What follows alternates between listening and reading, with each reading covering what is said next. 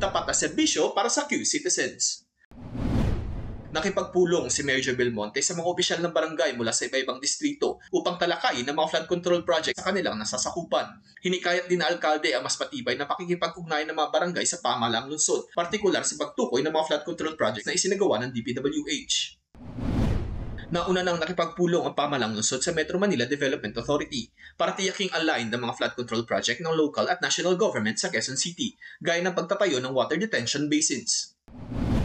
Siniguro rin ni Mayor Joe Belmonte na maayos na ginagawa ang mga flood water detention project sa lungsod. Ito ay magsisilbing flood prevention system sa pamamagitan ng pag-imbak ng tubig ulan upang maiwasan ang pagbaha sa ilang bahagi ng lungsod.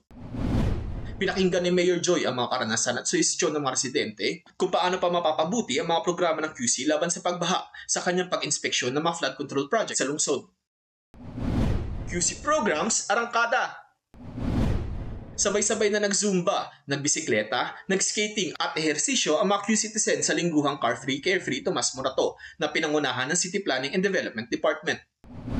Pinuntahan ni Mayor Joe Belmonte ang itinayong 4-story New Kamuning Textile Market na magiging sentro ng bilihan ng custom suits, barong, Filipiniana, coats at uniforms. Binisita ni Mayor Joe Belmonte ang empty lot ni Distilleria Limtoaco CEO Olivia Lempeao para sa planong pagtatayo ng centralized slaughterhouse sa barangay sa Uyo.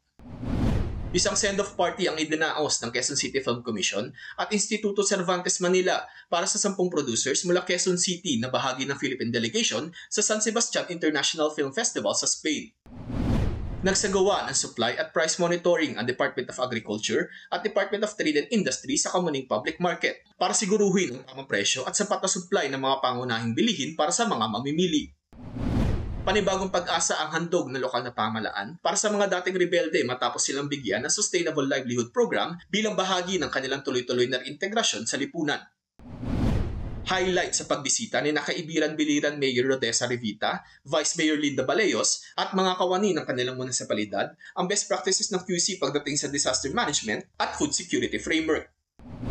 Congratulations sa Quezon City Wushu athletes na nanalo sa Young Athletes Exposure International Wushu Competition sa Kuala Lumpur, Malaysia noong Agosto.